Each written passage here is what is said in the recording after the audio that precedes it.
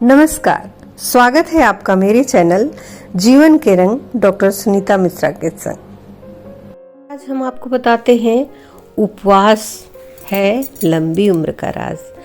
हम शरीर को खाना पचाने के काम से फुर्सत ही नहीं देते, इसीलिए शरीर अपने विकारों को दूर करने पर ध्यान ही नहीं दे पाता क्योंकि वो पचाने में लगा रहता है।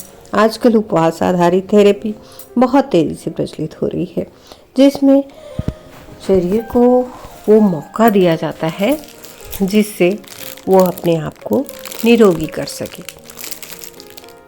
शरीर के लिए सबसे अच्छी बात यह है कि वह स्वस्थ और निरोगी रहे, रोग से दूर रहे। अगर शरीर रोग से दूर रहेगा तो उपचार की ज़रूरत नहीं होगी। इस मामले में दुनिया भर में लगातार शोध हो रहे हैं और तरह तरह के उपाय निकल रहे हैं। इसमें से एक है उपवास। मनुष्य का शरीर अपने आप में एक अद्भुत मशीन है। हर मनुष्य को शरीर अपने आप में संपूर्ण है। वह अपने आप को जीवित रखने के लिए जरूरी ऊर्जा की व्यवस्था खुद ही करता है। तो भला ऐसा कैसे हो सकता है कि उसमें स्वयं को निरोग रखने की व्यवस्था ना हो? टूटी हड्डियों को नट बोल्ट से जोड़ देने की आधुनिक विधा को छोड़ दे तो आमतौर पर किसी हड्डी के टूटने पर क्या होता है? उसे सही जगह पर लाकर प्लास्टर कर दिया जाता है, जिससे वो हड्डी खुद ही बढ़कर जुड़ जाती है। एलोपैथी में भी काफ़ी कुछ इलाज इसी तरह होता है, जिससे शरीर को अपने आप को निरोग रखने का वातावरण देकर उसे अपने काम पर लगा दिया जाता है। और जिन तरीकों से शरीर अपनी देखभाल खुद करता है वह है उपवास। जापान के वैज्ञानिक को नोबेल पुरस्कार मिला है इस विधा के लिए। उपवास कितना कारगर हो सकता है यह समझने के लिए कुछ साल पीछे चलना चाहिए। हालांकि हमारी भारतीय संस्कृति में उपवास तो बहुत सदियों से चला आ रहा है। उपवास को बहुत ही प्रभावी माना जाता है। उपवास कितना कारगर हो सकता है? वर्ष 2016 के लिए चिकित्सा का नोबेल पुरस्कार जापान के जीव विज्ञानी योशिनोरी ओसुमी को मिला। ओसुमी को ऑटोफैगी प्रक्रिया की खोज का श्रेय जाता है। ऑटोफैगी यूनानी शब्द है जो ऑटो और फॉगेन का दो शब्दों से मेल से बना है। ऑटो का अर्थ है स्वयं और फागेन का अर्थ है खा जाना। इस प्रक्रिया में शरीर अपने आप ही खराब कोशिकाओं को खत्म कर देता है। नोबेल पुरस्कार की घोषणा करते समय निर्णायकों ने ओसुमी के शोध के बारे में कहा, इस प्रक्रिया में कोशिकाएं खुद को खा लेती हैं और इस प्रक्रिया को बाधित करने से पार्किंसन एवं मधुमेह जैसी बीमारियां हो सकती हैं। अगर यह ऑटोफैगी प्रक्रिया सही तरह से न हो तो कैंसर और मस्तिष्क से जुड़ी गंभीर बीमारियों के होने की आशंका कई गुना बढ़ जाती है। शोध के अनुसार उपवास से ऑटोफैगी की प्रक्रिया तेज होती है। उपवास के दौरान कोशिकाएं अपने लिए ऊर्जा की व्यवस्था प्रोटीन और अन्य कोशिकाओं को तोड़कर प्राप्त करती हैं। क्षतिग्रस्त और बीमार कोशिकाएं खत्म होती हैं, नई और स्वस्थ कोशिकाएं बनती हैं। वैज्ञानिकों का मानना है कि 12 से 24 घंटे के उपवास से ऑटोफैगी की प्रक्रिया शुरू करने में सहायता मिलती है।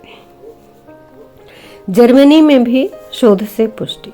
जर्मनी के दो प्रतिष्ठित संस्थानों DZDNI और हेल्महोल्ट्ज सेंटर ने उपवास से शरीर पर पड़ने वाले असर पर शोध किया।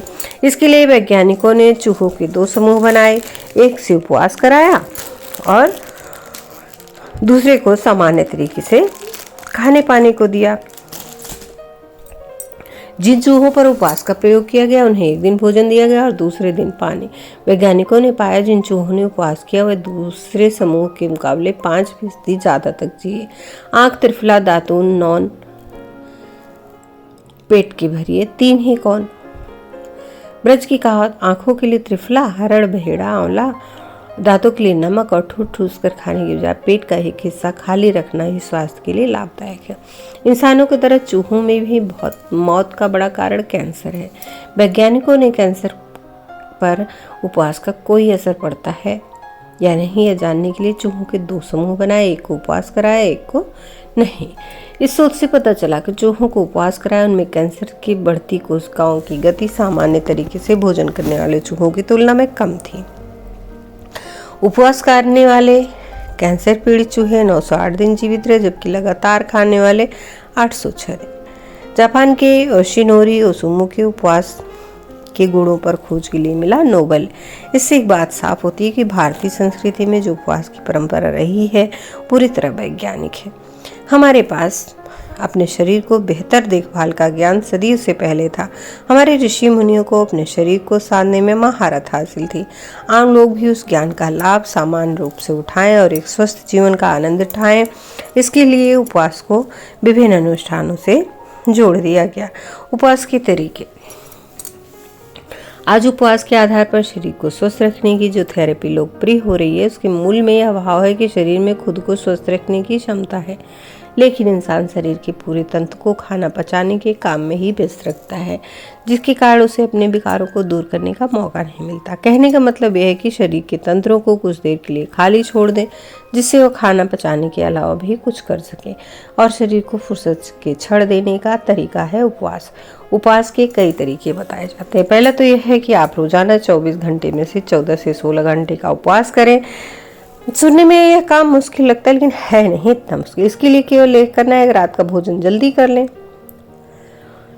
तो जैसे आपने रात का भोजन 6 बजे 7 बजे किया तो सुबह 10-11 तक आप नाश्ता सुबह का करेंगे तो हो जाएगा आपका 16 घंटा। विशेषज्ञ बताते हैं अगर अपनी रूटीन में थोड़ा अंतर लाकर रात का भोजन शाम 7 बजे के आसपास कर लें तो ये काम काफ़ी आसान हो जाएगा, क्योंकि रात तो सोने में गुजर जाएगी। उसके बाद अगर सुबह का नाश्ता 9 बजे करें तो 14 घंटे का उपवास तो हो ही गया। उसे थोड़ा और अभ्यास करके 16 घंटे लाया जा सकता है।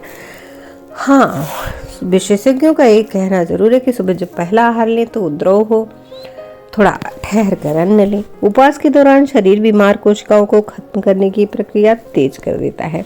इसके साथ ही रोग फैला रही कोशिकाओं के बढ़ने की रफ्तार को भी कम कर देता है। शोध के दौरान पाया गया जिन चूहों को उपवास कराया गया वे सामान्य तरीके से खाना खाने वाले चूहों से ज़्यादा दिन जिए।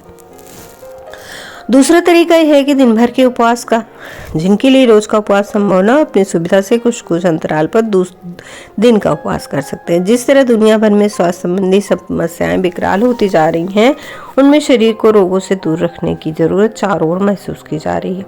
एक कड़वी सच्चाई यह भी कि स्वास्थ्य सेवाएं दिन प्रतिदिन जिस तरह महंगी होती जा रही हैं, उनमें अच्छा तो यही कि जहाँ तक संभव हो शरीर निरोग रहे। आज दुनिया के ज़्यादातर देश मोटापे की समस्या से जूझ रहे हैं और मोटापे को प्राकृतिक तरीके से कम करने का सबसे आसान रास्ता है खान पान को नियंत्रित करना, मोटापे को बढ़ाने वाली चीज़ों से निषेध करना। इस संदर्भ में उपवास काफ़ी कारगर है।